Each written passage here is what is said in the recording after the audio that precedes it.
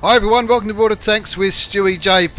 I'm Stewie and this is some more Tier 8 action from PYRO in the recently concluded Steel Corridor campaign at Tier 6, 8 and 10. I know I did say in the last video, which I think was episode 4, that that'll be the last Tier 8 before we move on to some Tier 10 battles, but I've got some late mail from my old mate Skell and he's provided me with some more pretty awesome replays featuring PYRO and the team efficiency guys playing around on the Clan Wars map at Tier 8, as well as more games in Tier 10, so we're going to have lots of Tier 10 battles in the new year. This is the first replay I've recorded since Christmas. Hope everyone's Christmas was awesome. Mine was pretty good. And in this replay they're on Sand River and they're playing against their old mates from ANZAF. You can see PYRO gone with a tried and true recipe of lots of light tanks. Safi and Skell both in their German Tier 8 light tanks, the RU251. And as usual, Scaffy and Skell doing a little bit of boosting, or trying to. Safi gets up there while Skell, he's hanging around in his German light tank. They've gone with artillery as well in this game.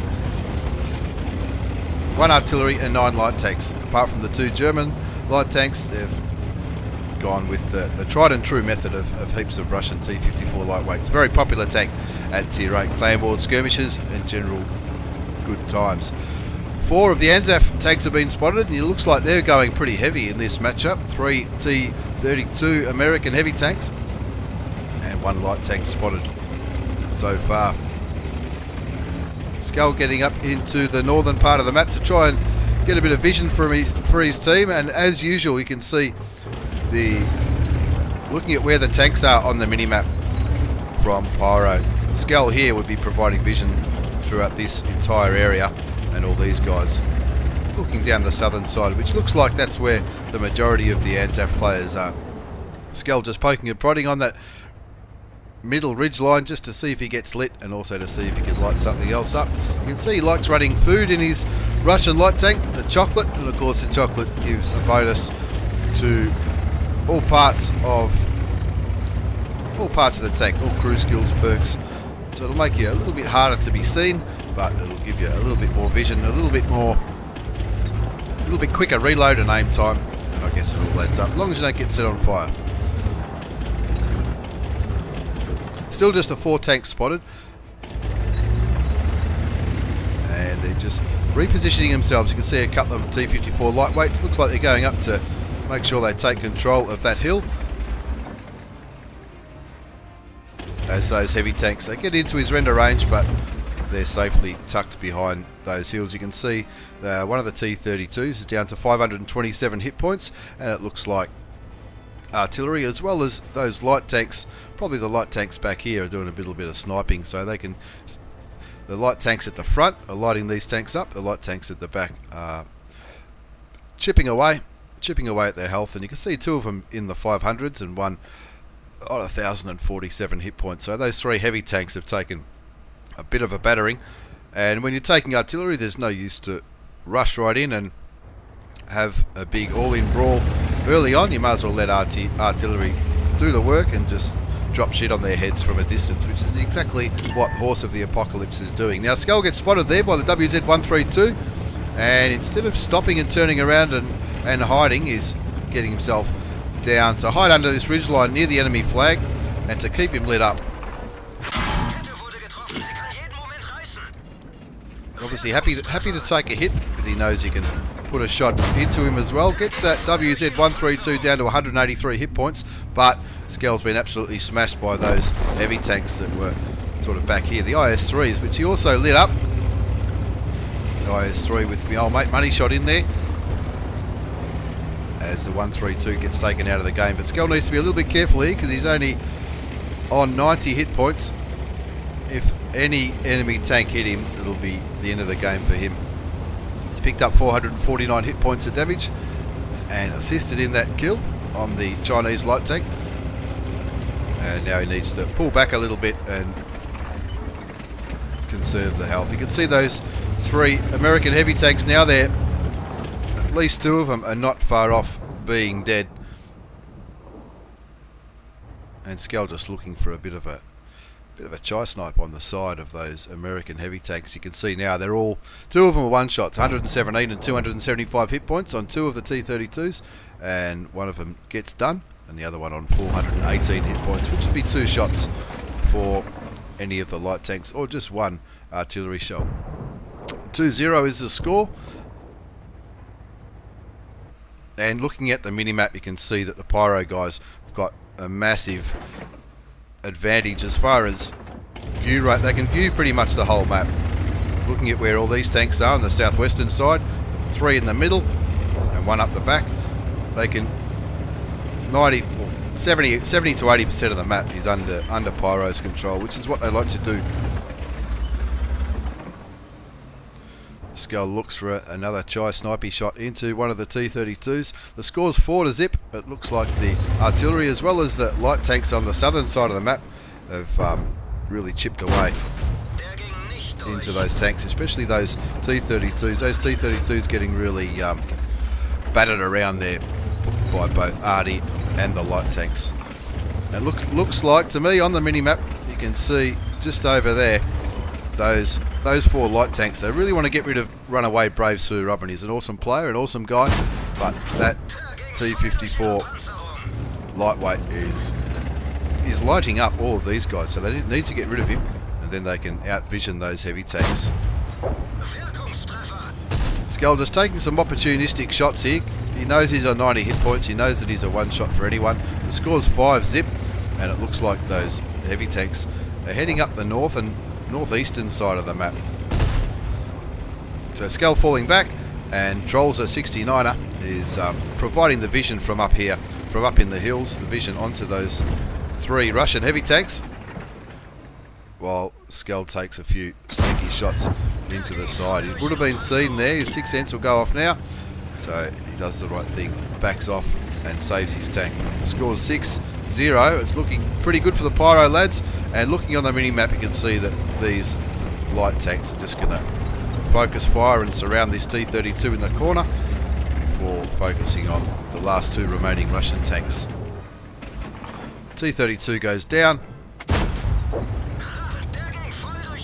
and then it's just a case of cleaning up my old mate the money shot, who's slowly getting taken down. In the end, a pretty easy, not easy, but a pretty convincing win there. 10-0 by the Pyro guys, and a very good demonstration of focus firing, as well as making sure the enemy don't take out any of the tanks. As usual, a good spread of damage by everyone in the team. Artillery absolutely cleaned up, doing over 3,000 hit points of damage for his 2 kills, and most of the other players hitting between 1,000 and 2,000 hit points of damage. But it was a pretty convincing win by the Pyro lads against ANZAF, and pretty textbook way of doing it on Sand River. As we move on to the second battle in this double shot of tier 8 action. This one's also on Sand River, and they've spawned the same side.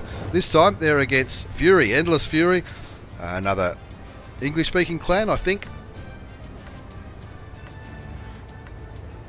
And looking at, they've gone for exactly the same lineup. The 2 German light tanks driven by Safi and Skull, and also Zen Hatter. So that's 3 German RU-251s. They are awesome little tanks, and just as the same as he did in the last game, Skull's going to give Horse of the Apocalypse a bit of a nudge in his arty to get the artillery into that southwestern side of the map, so he can start dumping turds on the enemy's head as soon as he can.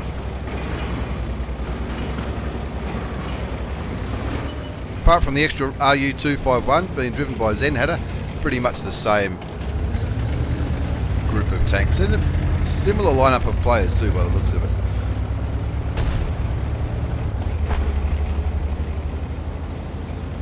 Looks like Safi's getting lined up for another boost, and Skull's going to help him on his way. One thing I like about these team efficiency guys, they love their boosts, and I love doing things that are a little bit different in both clan wars and random battles as well.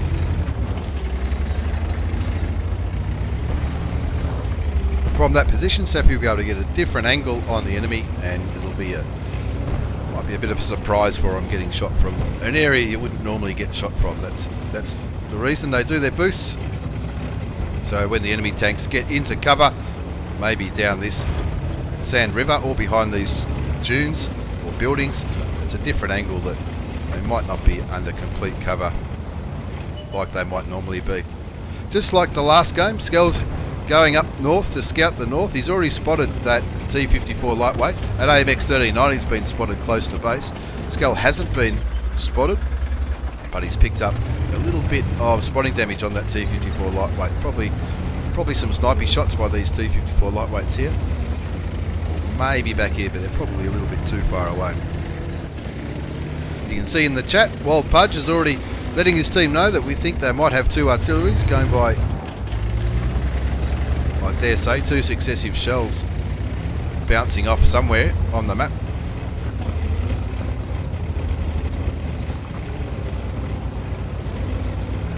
As Skell gets into an aggressive position up the north, they know that there was a T-54 lightweight last spotted around here.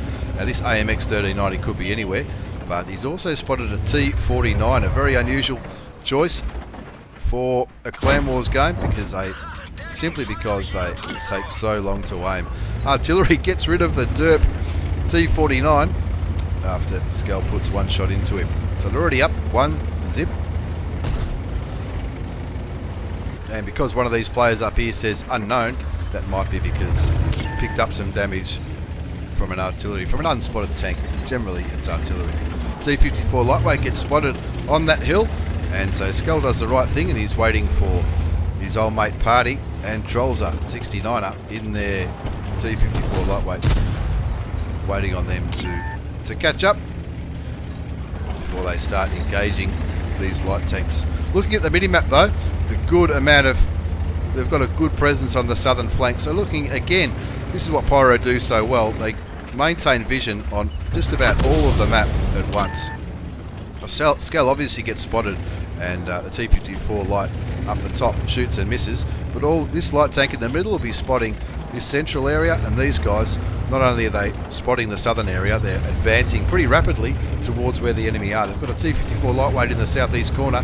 He hasn't lit anything up yet, but I reckon he's probably going to pretty soon because they've got vision in the north, vision in the centre, vision in the south. So the only place left where the enemy could be is sort of this semicircle here, up the zero line, the eastern side, on the northeastern hill, or maybe in this area here. But the massive, even though the team's spread out a little bit, and it would be fair to say that some people might be critical, saying that Pyro's team have spread themselves out. So if the Fury guys worked that out and they pushed on either Skell up here or this one guy here who's pretty much all alone and isolated, if instead of holding back and hiding amongst these ridge lines and the dry sand riverbed, if they pushed on where they know or where they suspect there's only one or two tanks, they would, regardless of skill level, they'd win that just because they would have a numerical advantage over these two tanks that are near their flag. But looks like Fury have opted not to do that. They've opted to continue either camping or hiding. And looking at the mini-map now, Pyro just absolutely overwhelmed the whole map. This is the only area where these enemy tanks can be. And I'm not sure, obviously I can't see what the Fury guys can see, and the Fury guys are down 2 zip, but they really need to work out where the Pyro guys are and where they can create a numerical advantage. But looking where the Fury guys are now, it looks like they're not really in a position to do that.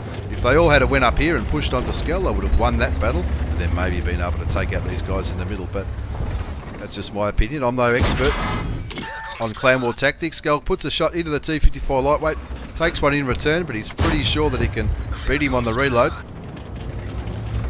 But he needs to be careful of that Scorpion. Takes another shot, puts one in, and again, you'll see here that he knows he can beat him on the reload, so he puts 2 shots in for the one. Does take another shot, but he's confident he can pick up the kill before that enemy tank reloads. 5-0 is the score. And now it looks like it's just a case of the fat lady singing now, because the Pyro guys have 4 guys on and around the enemy cap. 4 guys up here swarming that Scorpion G. a beautiful Tier 8 German tank destroyer, which prints credits like the Canberra Mint prints money. 7-1. They did pick up a kill, the Fury guys, and that would have been, and now the two Arties have been spotted, and they're both up that hill.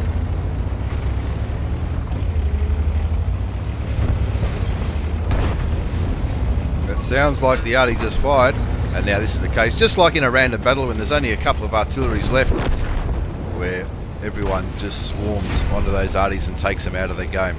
But all in all, a couple of pretty convincing wins from the PYRO lads on Sand River. The first game against ANZAF and the second game against Fury. As you look at the post-game battle results, another really good spread of damage by the PYRO guys. They absolutely outvisioned and outplayed both Fury and ANZAF, to be fair, with all respect to the opposition clans. A couple of pretty convincing wins on Sand River. Anyway, I hope you've enjoyed these replays featuring PYRO on Sand River against ANZAF and Fury. There's going to be more coming your way. Thanks for watching, everyone. Take care, and see you all next time.